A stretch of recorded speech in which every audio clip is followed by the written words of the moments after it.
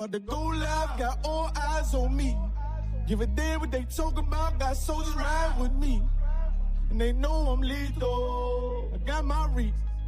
Said I was gonna get it. They gon' see it, but they ain't gon' believe it. Can't stop, I can't now. Hold on, let me get the breakdown. Train to go like a K now. I'm about to let my light shine. We piped up till the pipe down. These niggas selling pipe dreams. Baby girl, sweet as ice cream, and I need it. You better believe it. Sit back, look at my cheeks. Why you had to check my demeanor? Competition ain't free. I'm about to take them to the cleats. They gon' get stars depressed. People not stars, no mess. These niggas petty, and I'm not impressed. I have him holding his chest like he having heart attacks. Told you I'm hard to dip. I know that they see it, but they don't believe. Look at him so misleading. 144, mission complete. We undefeated, you better believe. Fuck being equal, I'm getting equal. Drop a line note like a BEAUMONT. Prepare for the fallout. One way solid, what you talking about? Me and my nigga bout to ball out. These little nigga better bow out. Tell him rank up, tell him fall out. I'm on my job, I can't call out. I'm in the wind, I want it all now. Don't give a damn about the track record, little nigga, you about to lose today. Look, I got moves to make. You can even move, you can get moved away. Choose your fate. Most of these fools, they fake. Ain't got a card to play. Nigga ain't hard to break. It's gonna get dog today. Like the rest of Sean, I told the hard away. Nigga, wait out of your league. Please believe. About to go live, got all eyes on me. Give a damn what they talking about, got soldiers ride with me. And they know I'm lethal. I got my reasons. I'm gonna get it. Know they gon' see, but they ain't gon' believe it. Sick with it, now you know that. Fuck the world, I can't go back. Ain't no coward, I don't know that. Bitch, I'd rather take a toe tag. Run it up, you know I'm good to go. Work my ball, you know I'm good as gold. They want smoke, got revenge naked in my bedroom doing the Tootsie Roll. Big dog niggas, I'm trying. It's my time. You way out of line, way out of bounds. Oh, you ain't noticed the line. That on my flow is a vibe. I know it's gonna be stressful. I know it's gonna be pressure. Gotta stay focused. It's a cool word, baby girl. I should be a soldier. You should be my loaded. It feel like something controlling me. Spirit take over me, holding me high. Believe me, it's over. Look over my shoulder and I see my soldiers and they ain't no play. Keep spitting fake. He real, but I'm realer. Fucking leader, I don't feel her. Fucking God, I don't feel her. Cut his eye, I'm about to kill her. Wait, hold up, let me catch the rhythm. Okay, I got it, I'm ready. He cross that line, he gon' regret it. No how I rock it steady. Hope he keep it cold steady. You better believe me. Certified, one West solid, it ain't hard to tell. Can't lie, this hard as hell. These people racist, nigga, better watch yourself. I'm getting this smell. Chasing them blue faces like I'm Gargamel. And I work too hard to fail. Glock with me, gotta guard yourself. You know why I keep it, they try to come get me, I'm squeezing. You better believe. About to go live, got all eyes on me. Give a damn what they talking about, got soldiers ride with me. And they know I'm lethal. I got my reasons. I'm gonna get it. Know they gon' see, but they ain't gon' believe it.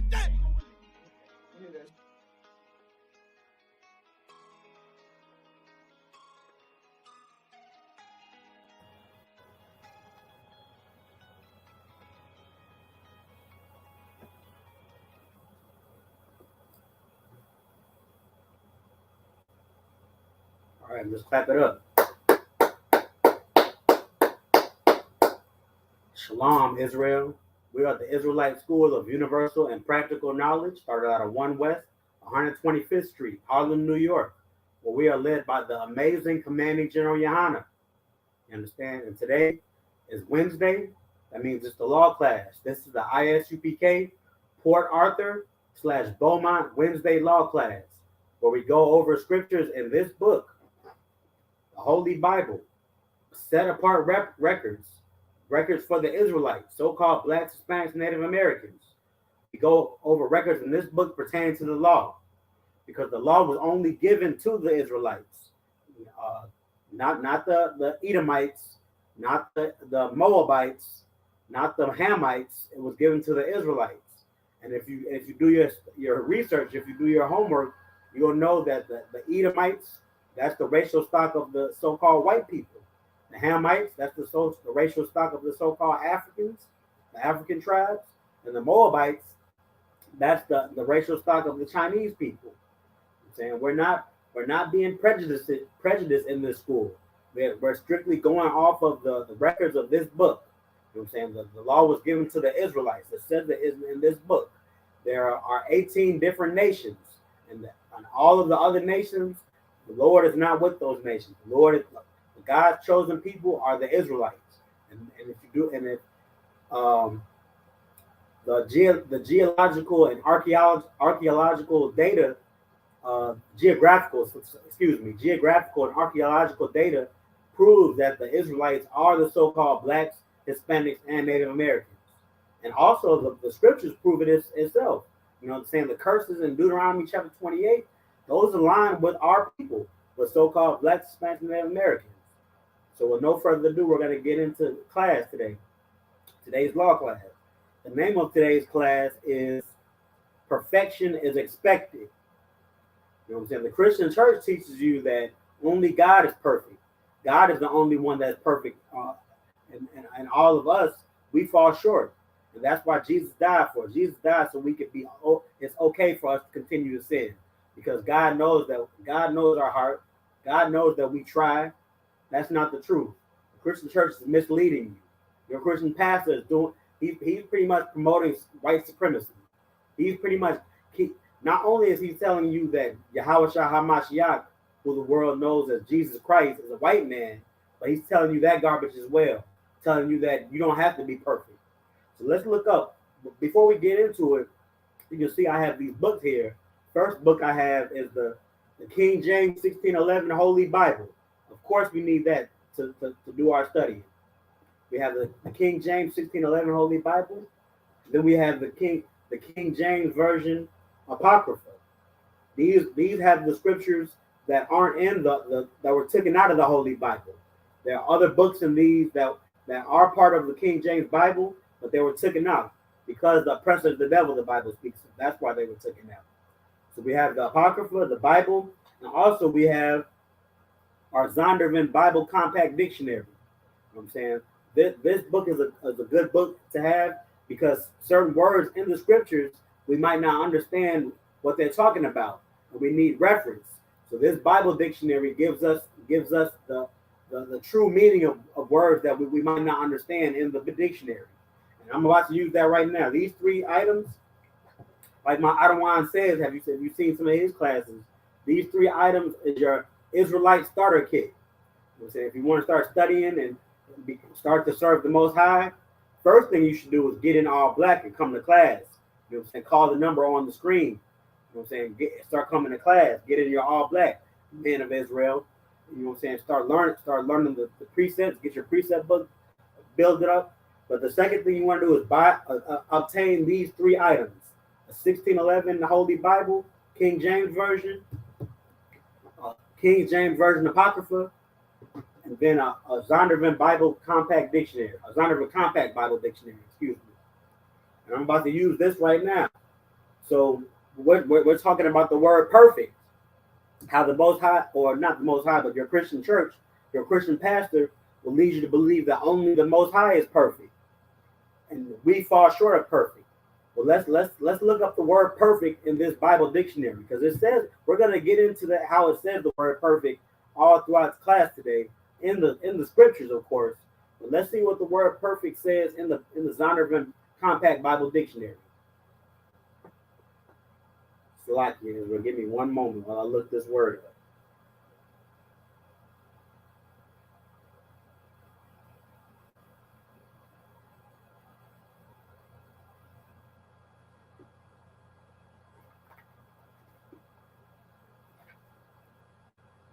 All right, this is the Zondervan Compact Bible Dictionary definition of perfection or perfect. First, it says basic meaning is close to the fundamental and etymological sense of the English word complete or finished. Okay, it is used for the ritually clean victim of sacrifice and for uprightness of character. All right, well, as far as sacrifice, we know that doesn't pertain to us anymore, because what happened? Christ died for us to not have to sacrifice things anymore. We don't have to sacrifice beasts or animals anymore because of our transgressions of the law. So we know that sacrifice, the definition of sacrifice doesn't pertain to us. But what does it say? It says, and for uprightness of character. It is applied to the law and to God himself. The New Testament suggests that perfection is the attainment of the end or aim of being, and is therefore a relative term to be understood within its context. Absolute perfection can therefore be an attribute of God alone. Okay. I like what it says. Okay, God, we do know God is perfect, but we know from reading the scriptures and what it says here, it says, and for uprightness of character. Uprightness of character. What would uprightness of character be? That would be keeping the law, statutes, and commandments. You know what I'm saying? I'm going to go over today some of the people, because we know Christ is perfect. We just said we know God is perfect. And then we know Christ is perfect, the Son of God. He performed all those miracles. You know what I'm saying? He died, then came back. You know what I'm saying? He did things that, you know what I'm saying, your ordinary human being couldn't normally do, because of his relationship with the Most High. So we know he was perfect, and we know that he kept all of the law, statutes, and commandments. Let's not go past that. Christ kept all of the law, statutes, and commandments, and showed perfect brotherhood. So we know that much. But there's other people in the scriptures that were perfect as well. And that's what we're going to get into right now. The first person I'm going to go over is Noah. Noah lived a perfect life also. It was perfect, meaning he kept all the law, statutes, and commandments. How do I know this? Because it says it right here in the scriptures. I'm going to pull it. We're going to go to Genesis chapter 6, verse 9.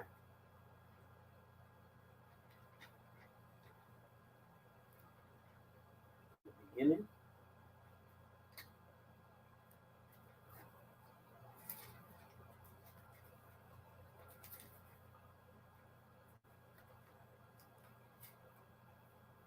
All right. This is the book of Genesis, chapter 6, verse 9. These are the generations of Noah. Noah was a just man and perfect in his generations, and Noah walked with God. All right, there it says it right there. He was a just man and he was perfect. So what do we know about Noah? We know that we're not going to pretty much read the story of Noah, but what we know about Noah is that the Most High was angry with the whole world. He was angry with everybody. He was angry with the beasts and man. And he was going to wipe out the world with the flood. But here, let's go up a little bit. I'm going to go up to chapter verse 7. This is the book of Genesis, chapter 6, verse 7. And the Lord said, I will destroy man whom I have created from the face of the earth, both man and beast, and the creeping thing, and the fowls of the air, for it repenteth me that I have made them. So the Most High was pretty much, he was pretty much second guessing himself. He was like, these people are committing sin. They're going so crazy with sinning down there. They're sleeping with each other. You know, I'm saying they're sleeping out of their race. You know, they're having what do you call it? Interracial marriages. They're having interracial marriages. They're even going as far as to doing other wicked marriages. They're doing abominations. There's men sleeping with men, women sleeping with women. They're even sleeping with beasts. They're going too wild down there. I don't want them anymore. I'm going to destroy them. And then that's the Most High said. But I'm going to keep going. Verse 8. But Noah found grace in the eyes of the Lord. For Noah found grace. The Most High saw Noah and said, okay, I messed with this person right here. This brother right here, I don't want to destroy him. And then it goes on to the verse that I pulled. These are the generations of Noah. Noah was a just man and perfect in his generations. And Noah walked with God. Noah feared the Most High and kept all of the commandments.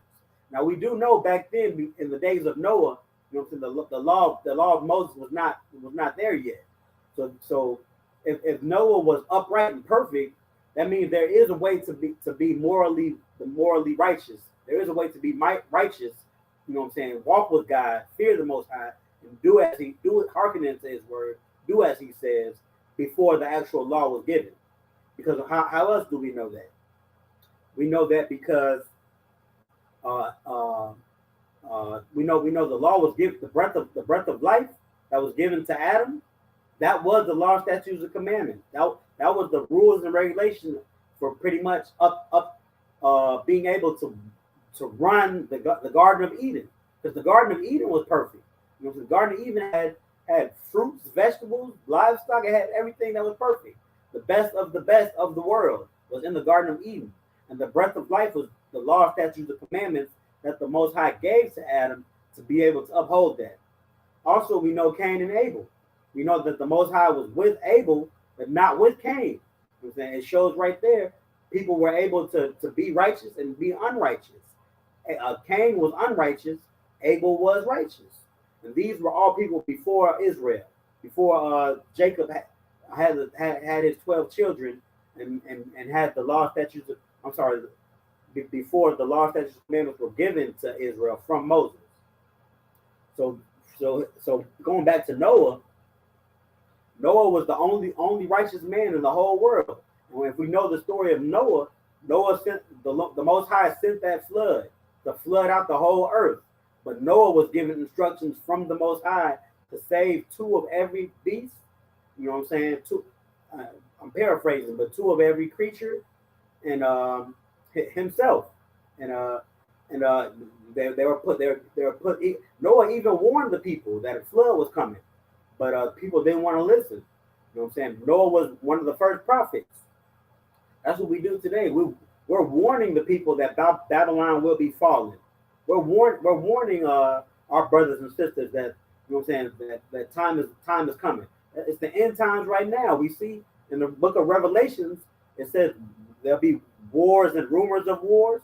That's what we're trying to warn people now, that this is that time. World War III is upon us. Christ will return and give judgment. But back to the original lesson. Noah was righteous. You know what I'm saying? Noah, he kept all the law, statutes, and commandments. And he feared the Most High and walked with God. He was one of the people that I'm bringing out today was perfect. So we know that Christ was perfect, and now we know Noah was perfect as well, because the Most High wouldn't have spared Noah and decided to make flood all of the life on earth except for Noah and what Noah put on his boat if he wasn't perfect. So there you have it. Noah was perfect. Next, I'm going to bring about Job. Job was perfect also. Again, Job was before Israel, so the law, statutes, and commandments weren't written and given to the children of Israel yet. So we didn't have the exact blueprint on how to be righteous. We did, but we did in a different type of way. You know what I'm saying? We knew how to be righteous because of what the men before us, how they lived. You know what I'm saying? Adam lived a righteous life. Adam, I'm not gonna bring out Adam because Adam transgressed also, but Job he lived a perfect life. And that's what we're gonna look up right now. This is the book of Job, chapter 1, verse 1. There was a man in the land of Uz, whose name was Job, and that man was perfect and upright, and one that feared God and eschewed evil. What does that sound like again? That sounds like a man that keeps the law. You know, so the law wasn't written again, but he knew what to do. He knew to fear the Most High, and he knew to serve the Most High, and he knew he see the law, statutes, and commandments before the word was given from the Most High to Moses. It was pretty much word of mouth. You know what I'm saying? The men before them taught them how to be righteous. And if they didn't want to live a righteous life, then they would do things like worship other gods or serve themselves and worship their birth and celebrate birthdays. You know what I'm saying? Job's children celebrated birthdays, and Job's children got judgment because of that. You know what I'm saying? But what did Job get? And if we know the story of Job, then we understand that Job was tested. You know what I'm saying? The Most High did allow Satan to touch Job, meaning, well, not touch Job, but touch everything around him. And meaning that all of Job's, Job's property was burned, all of his cattle and livestock, his house burned down. All of Job's children died. You know what I'm saying? Job's wife damn near left him. You You know what I'm saying? Because he wanted to keep, he all of these things happened to Job, and Job kept his faith in the Most High. He remained right. What was he? He was upright. He remained upright. He remained that righteous brother. And then in the end, the Most High blessed Job. He gave him more children. He gave him 10 times as much property as he had before and riches. You know what I'm saying? Job, and he lived. I don't know exactly. Here, I can look it up. This is the end. He lived a really long life. I want to be certain because we have the scriptures right in front of us, so we can just look it up.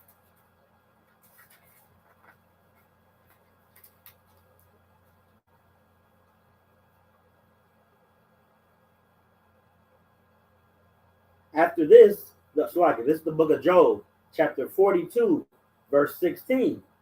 This is the end of the book of Job, the 42nd chapter, verse 16. After this lived Job 140 years and saw his sons and his sons' sons, even 4 generations. So Job was already an old man when these curses came upon him. But after the curses were finished, he lived 140 plus years. You know what I'm saying? 140 additional years. He was able to see his grandchildren and grandchildren's children. You know what I'm saying? So that's what happened to Job for being upright. Another brother in the scriptures that lived a perfect life. You know what I'm saying? Perfection, we have to understand that perfection is something that has to be attained, but it's not something that's only for the Most High. We can say it's for the Most High's chosen only because we are the children of Israel. You know what I'm saying? We are the children of the Most High. We are God's set apart people, set apart his chosen people, so-called Blacks, Hispanic, Native Americans, the children of Israel. So we have Job, perfect brother, and then we have Noah, a perfect brother. Both of these brothers, you know what I'm saying, received great things. Noah was able to be the racial stock of the world after the flood. Job, he lived that long life, and all of his items and his property was replenished, and he was able to have more children as well. So that's Job and Noah. So next, I'm going to bring out a third person that lived perfectly, Abraham. We all know Abraham, you know what I'm saying, the father of many nations. But why was Abraham the father of many nations? Why was he the one that the Most High made that covenant with, those promises with? Because he was perfect. I'm going to bring that out right now. In the book of Genesis, chapter 26, verse 5.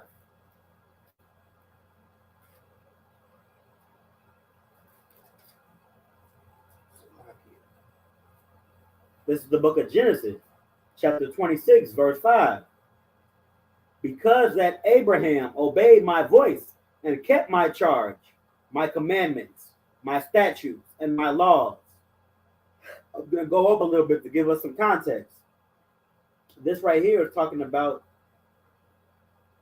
the Most High giving orders to Isaac.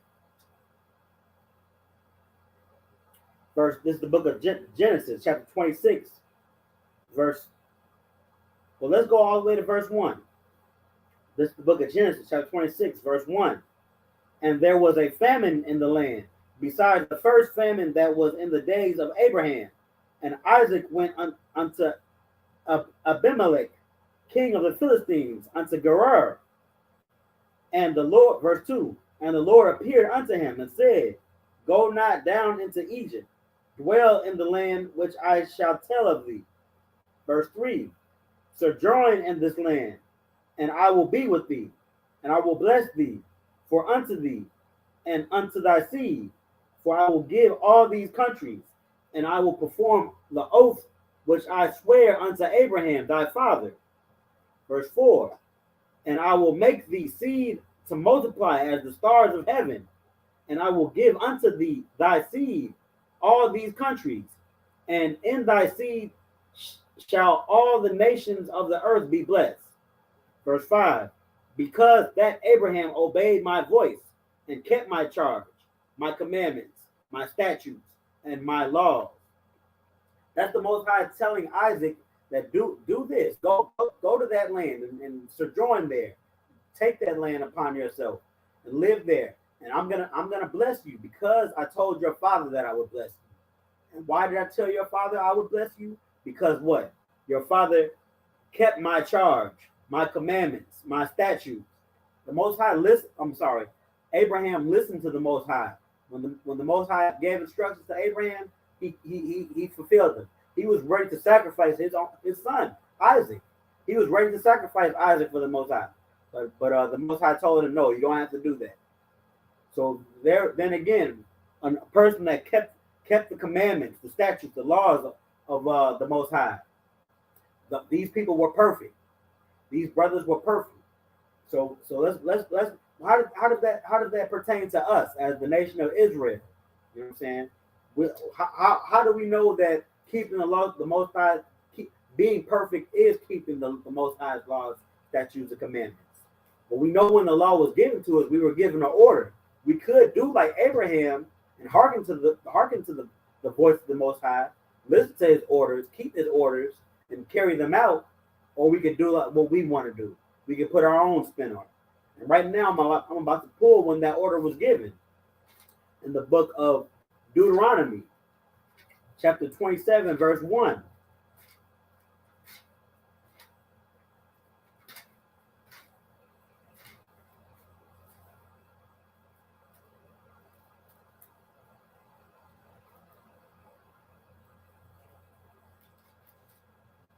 All right, this is the book of Deuteronomy, chapter 27, verse 1. And Moses, with the elders of Israel, commanded the people, saying, keep all the commandments which I command you this day. He didn't say keep some of the commandments. He didn't say keep the commandments that you know you can do. He didn't say keep the commandments that you want to do. And the other ones you don't have to do it with. Like people that don't want to pay their tithes, but want to keep watching class and learning the scriptures, or get counsel even. You know what I'm saying? You should want to pay your tithes if you're getting counsel from the men of the Lord. But there's some people that don't want to do that, or those people that want to observe the feast days and observe the Sabbath, but they keep wanting to smoke weed. They want to smoke cigarettes and weed. You know what I'm saying? You're not supposed to harm yourself. There's a law, and smoking, putting smoke in your lungs is harming yourself. That's bodily harm. That's killing yourself. You're not supposed to do that. That's not keeping the law, statutes, and commandments. Or even those of us that want to keep eating pork and shrimp and crab and lobster, catfish. You know, so we want to eat what we want to eat, but we want to pray to the Most High. We want to ask for forgiveness. Like I said, the end times are now. You know what I'm saying? There's wars and rumors of wars. World War III is upon us. And what does it say in the book of Revelations? World War III has to come to pass before Christ comes back. And when Christ comes back, we're gonna get our judgments. You know what I'm saying? And we pray for that day. It's gonna be a dark day. It's gonna be the Christian church will lead you to believe that day is a glorious day.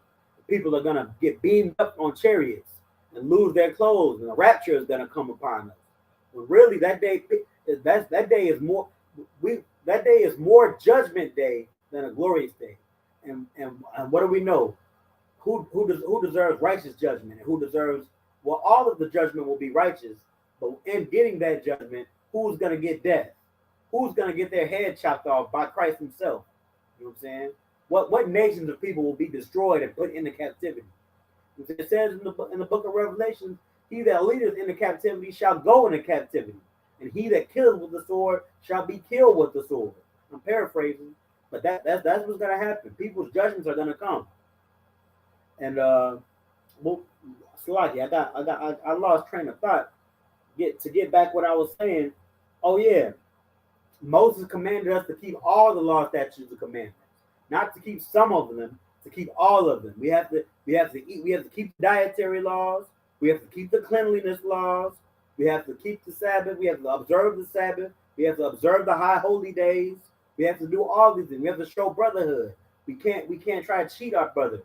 Or, you know what I'm saying, put usury upon our brother. You know what I'm saying? We have to do all of these things and plenty more. There's 613 law, statutes, and commandments. And we can't pick and choose which ones we want to keep. So we have to keep all of them. We have to be perfect. And that's what Moses told us. I'm gonna read it again. The book of Deuteronomy, chapter 27, verse 1. And Moses, with the elders of Israel, commanded the people, saying, keep all the commandments which I command you this day. And then it goes to chapter 28. Chapter 28 tells you what happens if you do keep those commandments. I'm gonna read it. This is the book of Deuteronomy, chapter 28, verse 1. And it shall come to pass, if thou shalt hearken diligently unto the voice of the Lord thy God, to observe and to do all his commandments, which I command thee this day, that the Lord thy God will set thee high above all nations of the earth. So we're going to be the rulers of the earth, the children of Israel. We're going to be the ones that people have to cleave to in order to be fed, food stamps. We're going to be the ones that people go to for justice, police. We're going to be those ones that are in rulership. We make the laws and the sayings of the earth. And I'm going to paraphrase again, but the scriptures say when the earth, when the righteous are in rulership, the earth will rejoice. You know what I'm saying? When we keep the law, statutes, and commandments, and when we're in rulership of the earth, then the world will rejoice. But when the wicked are in rulership, the earth will mourn. The earth is mourning right now. You know what I'm saying? The ocean is polluted. There's oil and garbage in the ocean. There's a hole in the ozone layer. You know what I'm saying? The actual earth, the place that we live on, there's all these animals being extinct. You know what I'm saying? The earth is mourning. You know what I'm saying? But when the righteous are in rulership, the earth will rejoice. The grass is going to be happier. The trees are going to be able to breathe better.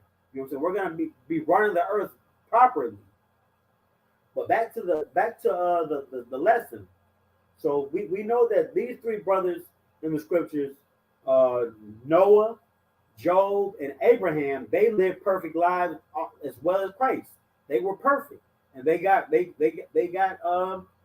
righteous judgment from the Most High for being perfect. So what are some examples of somebody not listening to the Most High, not hearkening to the voice of the Lord, and getting the judgment for that? We know Moses. Now Moses was real close. Moses was real. He did the work of the Lord. Moses was a great brother. You know what I'm saying? But he fell short just a little bit, and he wasn't able to go into the promised land. If you're following with I know Port Arthur and Beaumont, I.S.U.P.K. Port Arthur and Beaumont, our Sabbath service is directed to Houston Sabbath service.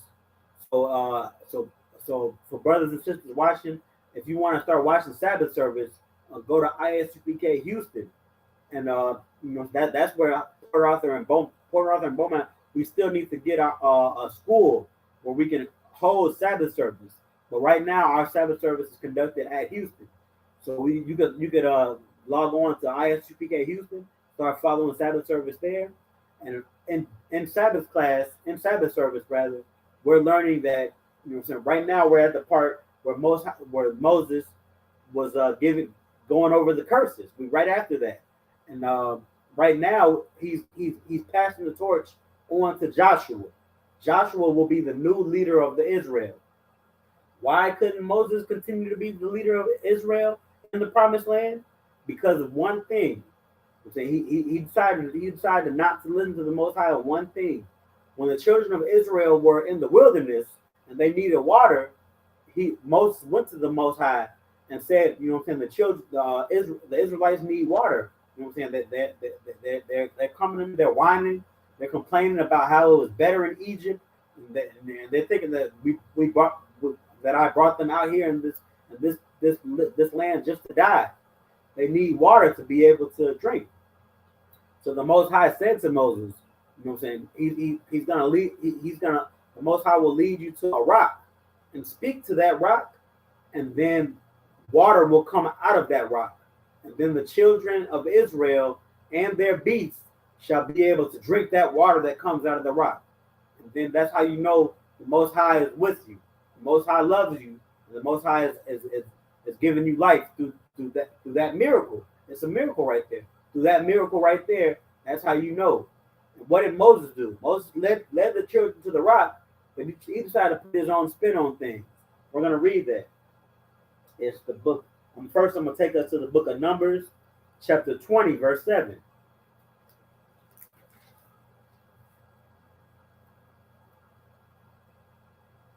This is the book of Numbers, chapter 20, verse 7. And the Lord spake unto Moses, saying, Take the rod and gather thou assembly together, thou and Aaron thy brother, and speak ye unto the rock before their eyes, and it shall give forth his water, and thou shalt bring forth to them water out of the rock. So thou shalt give the congregation and their beasts drink. Moses giving the instructions to Moses. I'm sorry, the Most High giving the instructions to Moses. Verse 9.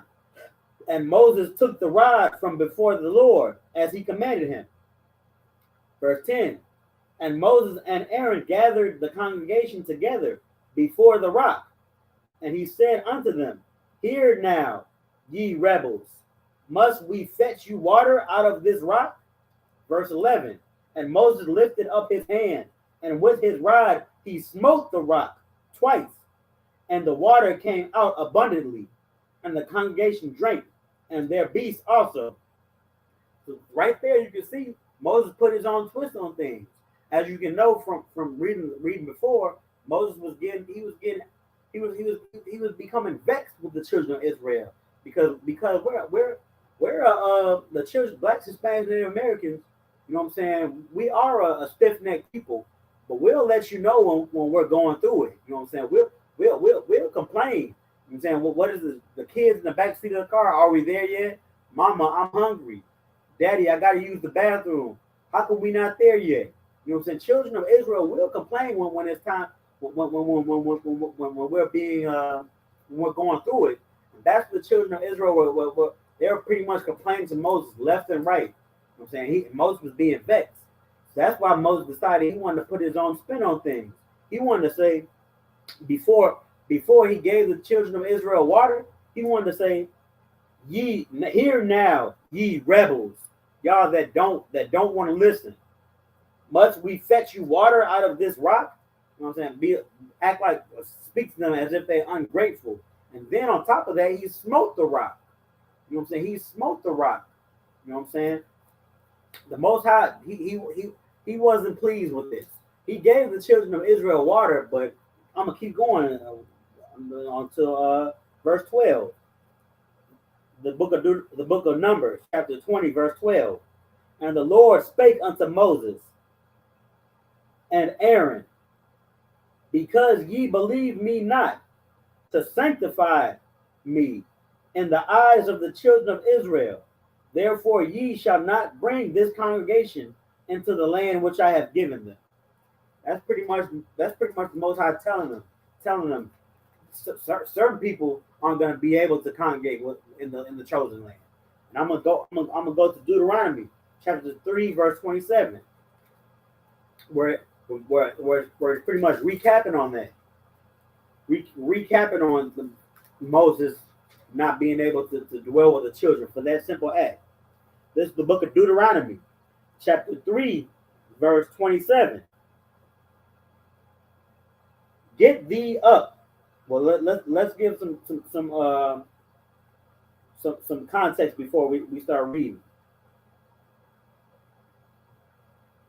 So right here in this part of the book of Deuteronomy, you know what I'm saying, the Most High was explaining to Moses about the promised land. You know what I'm saying? He was pretty much giving the order for the children of Israel to go and to take the promised land. Verse 27, it says, Get thee up into the top of Pisgah, and lift up thine eyes westward, and northward, and southward, and eastward, and behold it with thine eyes, for thou shalt not go over this Jordan. So that's the land that the Most High promised unto the children of Israel. Verse 28, but charge Joshua and encourage him and strengthen him, For he shall go over before this people, and he shall cause them to inherit the land which thou shalt see. So Joshua, that he's pretty much saying, charge Joshua, give this to tell Joshua to take the children of Israel to this land, because you're not going to be able to make it. The Most High, Moses was the one that led the children of Israel out of Egypt, who split the Red Sea. You know what I'm saying? Who went to Pharaoh time and time again, and asked for things for the children of Israel, so in their captivity, to make things better for them, to give them a break, to give them 3 days so they can serve the Most High. You know what I'm saying? The one that who was with the Most High all this time, and with the children of Israel too, serving them. He wasn't able to make it to the promised land, because he didn't show perfection. He wanted to put his own spin on things when it came to time to carry out the Most High's orders. He didn't show perfection, so he wasn't able to go into the promised land. Who else didn't show perfection? We know Solomon.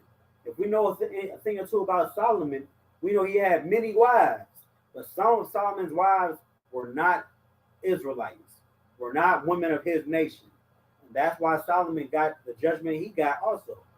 You know what I'm saying? It's part of the law, statutes, and commandments that you're not supposed to sleep with other nations.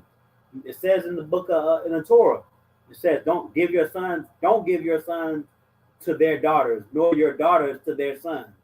You know, we're not supposed to have interracial marriages. You know what I'm saying? We're not supposed to do these things. That's how we live a perfect life, keeping the law, statutes, and commandments, being perfect. But Solomon didn't do this. We're going to read what happened to Solomon now. Solomon had interracial marriages, and those interracial marriages, when he got old with those women turned their eyes against the Most High. They start worshiping their gods, and Solomon he started turning against the Most High and listening to his wife. Yeah, honey, I guess you're right. You know what I'm saying? That's what Solomon started doing. And we're going to read about it. We're going to go to the book of 1 Kings, chapter 11, verse 1.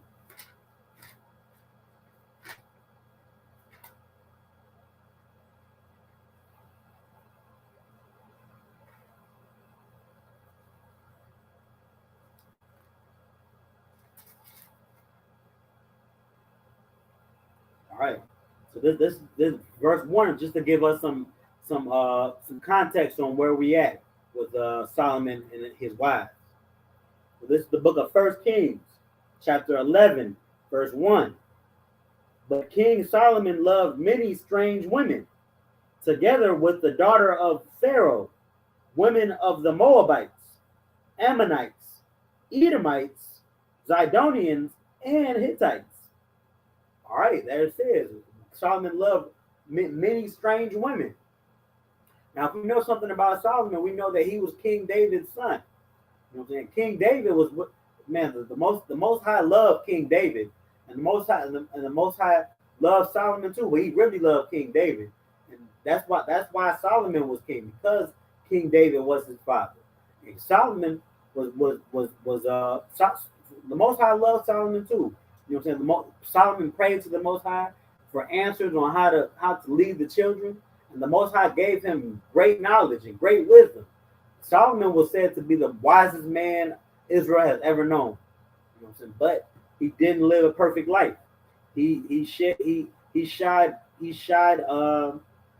short of being perfect. And we're going to read what happened to him. We're going to skip down to verse 4. Verse 4. This is the book of 1 Kings, chapter 11, verse 4.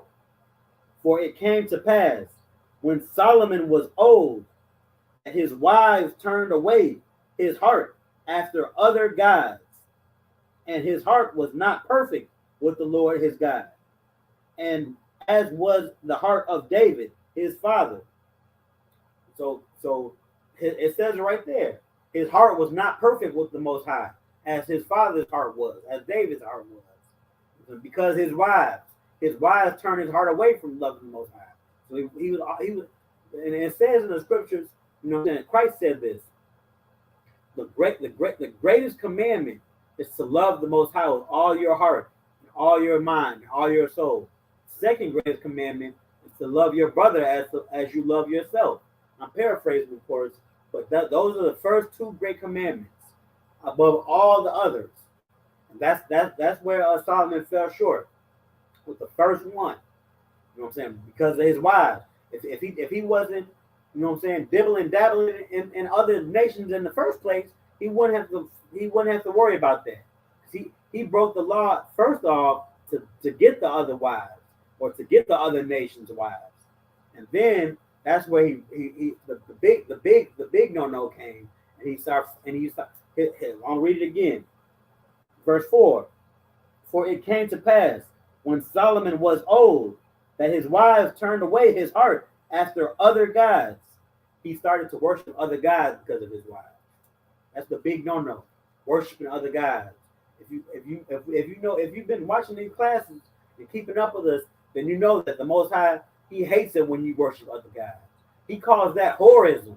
He calls you being a whore. He relates the children of Israel into being whore, into showing whoredom when they go serve other gods.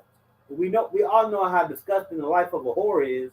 You know, they're sleeping with other men, men upon men upon men. That's how the Most High sees us when we go to other guys. He sees us as whores. So that's what Solomon was doing.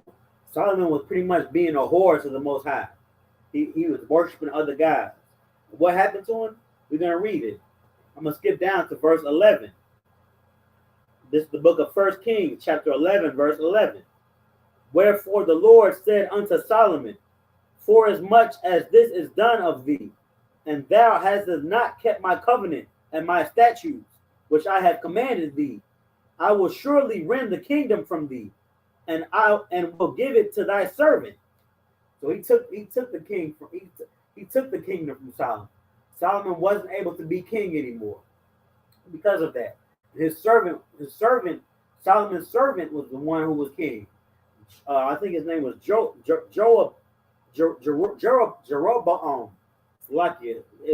Excuse me, Israel, for not being able to pronounce it. Jeroboam.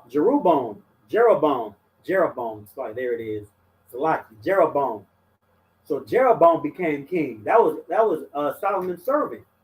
Jeroboam later became king, and not only did Jeroboam take the throne from Solomon, but because of Solomon's transgression, serving other guys and sleeping with other women, Israel was split. The northern kingdom and the southern kingdom, they were split. I'm gonna read about that briefly as well. The same chapter, verse 28. This is the book of 1 Kings, chapter 11, verse 28. And the man Jeroboam was a mighty man of valor, and Solomon, seeing the young man that he was industrious, he made him ruler over all the charge of the house of Joseph. Verse 29. And it came to pass that time when Jeroboam went out of Jerusalem, that the prophet Ahijah the Shilamite found him the way.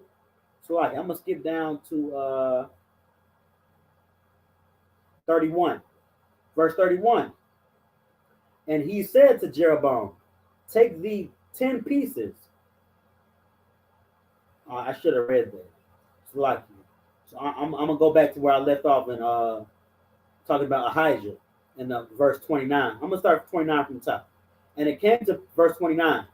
And it came to pass that the time where Jeroboam went out of Jerusalem, that the prophet Ahijah the Shilonite found him in the way, and he had clad himself with a new garment, and they were two alone in the field.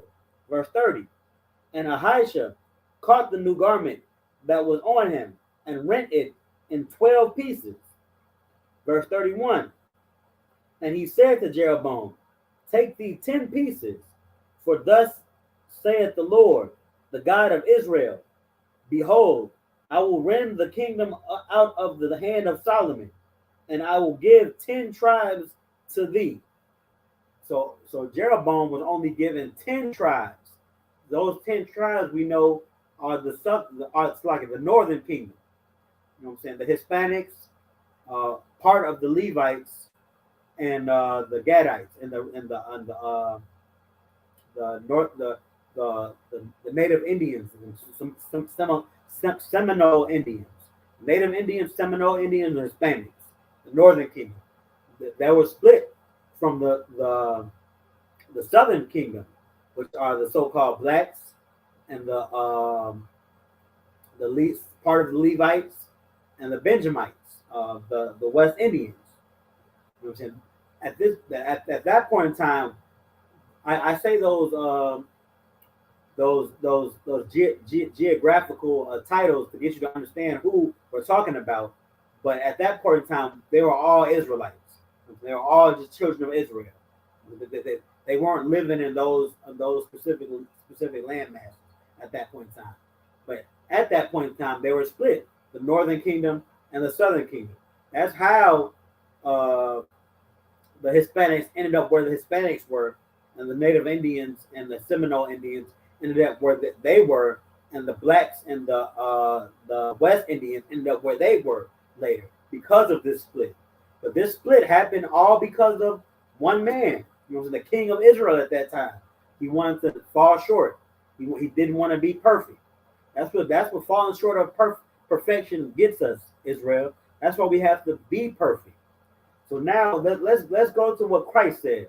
So we know Christ is perfect, but Christ taught us to be a certain way, did he not? Christ taught us, he taught us from the Old Testament how to live and what to do and what not to do. Jesus Christ. That's what the world knows us as. His real name is Yahawashi HaMashiach. Yahawashi. Let's go to what Yahawashi told us to do.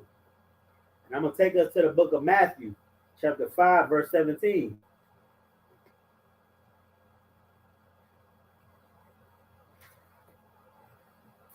This is in the New Testament.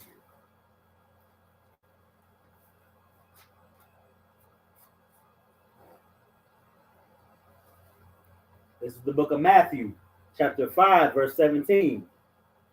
Think not that I am come to destroy the law or the prophets. I am not come to destroy, but to fulfill. So these letters are read right here. This is Christ speaking. This is Christ saying that he didn't come to destroy the law or what the prophets have to say, but to fulfill that. To fulfill means to bring to completion. Christ has come to bring to completion the law, which means to give us the law. Verse 18, for verily I say unto you, till heaven and earth pass, one jot or one tittle shall in no wise pass from the law, till all be fulfilled. Not one jot or one tittle. That's Christ saying. That's Christ speaking like a brother. He's putting a little flavor in. He's saying not one little speck of y'all, not one little bit of y'all are gonna pass from the law. So I'm gonna read it again. Verse 18. For verily I say unto you, till heaven and earth pass, till all time come. It's like that's just me. Till heaven and earth pass, one jot or one tittle shall in no wise pass from the law. That means not nobody shall be given pass from the law till all be fulfilled. You know what I'm saying? Nobody is exempt from keeping the law, statutes, and commandments. Not one little jot, not one little tittle. You know what I'm saying? When you cross your T's and dot your I's, not one of those are being passed. The law is for everybody. And I'm gonna keep going into what it says after that. What Christ said after that. Verse 19. Whosoever therefore shall break one of these least commandments and shall teach men so, he shall be called the least in the kingdom of heaven. Whoever shall break the least of the commandment. That means the little commandment. That means being something small, like being unclean and then dapping up your brother. You know what I'm saying? Saluting your brother, not telling him that you're unclean and being amongst the congregation. Something small. Then that person is not he's gonna be called least in the kingdom of heaven. Even those that teach to do that, your Christian pastor teaching that pork is okay, teaching not to keep the law, statutes, and commandments. That person is gonna be deemed as least in the kingdom of heaven. But whosoever shall do and teach them the same shall be called great in the kingdom of heaven. That's what we in ISUPK trying to do. We trying to teach us, our brothers and sisters, to keep the law, statutes, and commandments. Not only because we want to be called great in the kingdom of heaven, because we want to be the 144,000, because we want rulership, but because we showing brotherhood, man. We don't want our brother out here transgressing against the law. You know what I'm saying? We want our brother to inherit the kingdom like the same way we want. That's brotherhood. The same way Commander General YAHANNA decided to spread this truth, decided to teach this truth when he had the option to just pretty much call it quits. When it came time to the truth and the future of the truth will be continued upon his decision, about him going through hard times. He decided to go through them hard times because he wanted his brothers and sisters to know the truth about the Bible, to know that they were supposed to keep the law, statutes, and commandments, to be perfect as Christ taught them to. And I'm gonna skip down to that scripture too. It's Matthew chapter 5 and verse 48, the same chapter, 48th verse. This is the book of Matthew, chapter 5, verse 48. Be ye therefore perfect, even as your Father which is in heaven is perfect. This is Christ telling us after all that, telling us after be a brother to the brother. In context of this right here, it's the same chapter, but that's the last verse of the chapter. He's telling us to keep the law in verse 18. He's telling us before 48, he's saying be brother to even our enemies in our nation, to even those that say they don't love us, that despise us. So your Christian pastor will tell you not to watch classes in the I.S.U.P.K. Your mother and your father will tell you not to go to camp with them brothers. Them brothers are crazy. You know what I'm saying? But we're supposed to love them too. That's what Christ told us to do. And then at the very end, he told us what? He told us to be ye therefore perfect, as our Father is perfect in heaven. That's Christ telling us that we're supposed to be perfect, that we're not supposed to fall short of the law. Like it said in Deuteronomy 27 and 1. Here, I'm going to go back to it. Last verse I'm going to pull.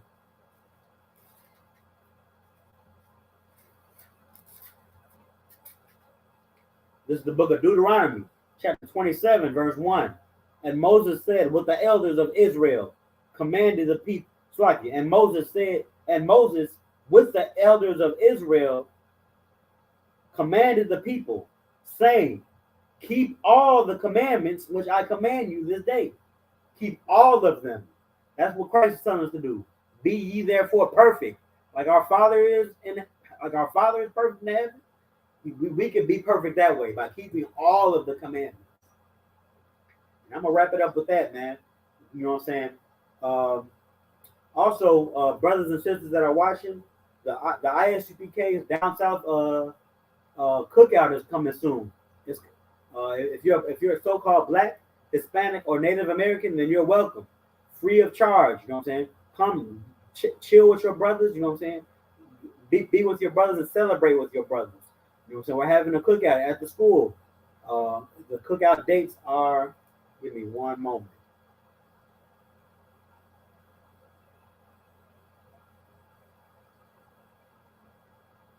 I'm going to be talking about this cookout throughout all the classes, but the cookout dates,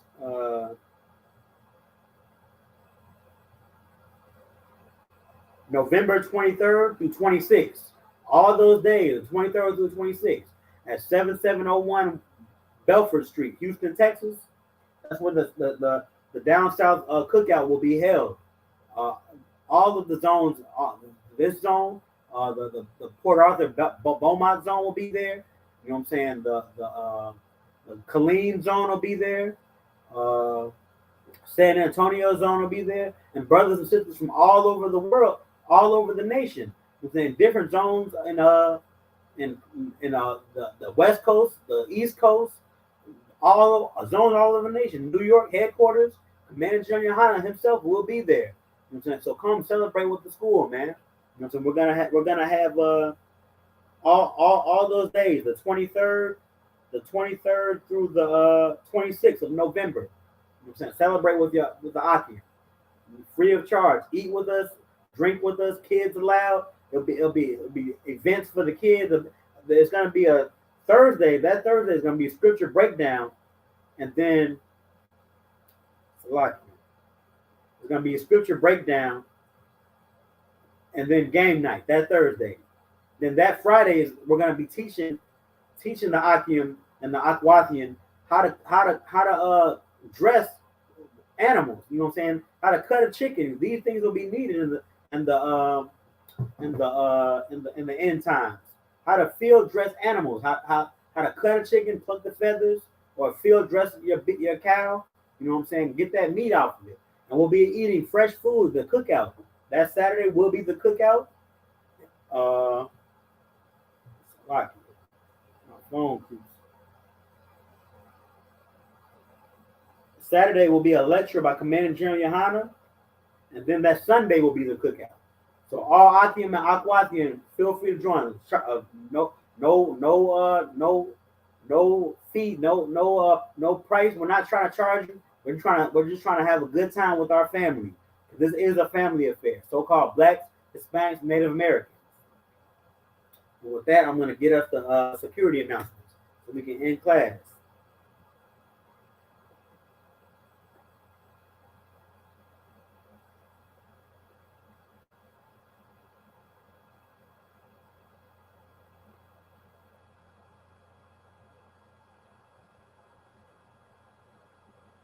Security announcements. We are the I.S.U.P.K, started out of 1 West, 125th Street, Harlem, New York. Rule for new brother and sister. When a new brother or sister comes to the school, they are off limits for 6 months. They are to be saluted only. They are here to shed themselves of the world. If they need transportation, the teacher will arrange it. After 6 months, if a brother or sister has an interest in a particular person, he or she must get permission from the head to speak to a brother or sister. There was another 6 months in which the brother and sister will court each other. After this 6-month period, the brother and sister will get permission from the head to marry. Tithes, which is a commandment. Numbers 18 and 21 and Malachi 3 and 8 through 10 means 10th in the Hebrew. Ma'ai Shara, 10% of every penny of any increase the Lord gives you. Give to Treasury Department or teacher. Priest fund, free will offering for priests, not mandatory. Whatsoever amount you would like. Upcoming holy convocations, the Feast of the Dedication, Hanukkah, 25th day of the 9th month, by the space of 8 days. Thursday, the 7th of December, 2023, for 8 days. Can be read about in 1 Maccabees, chapter 4, verse 52 through 61. And that feast day will be held at the Houston School until further notice. Because again, Port Arthur and Beaumont, we have yet to get a school for ourselves to hold these things. But that will be held at the Houston School, 7701 Belford Street, Houston, Texas. It's lucky. If anyone wants to be a trooper in the school, start wearing all black, boots, shirt, pants, headband, or scarf. And that concludes the security announcements. And with that, I'm going to give a courtesy salute to the brothers, men of Israel, Yahweh Shem Yahweh Shah Barakatham, and a courtesy salute to the sisters, Yahweh Shamar Elathan by Shem Yahweh Shah. Shalom.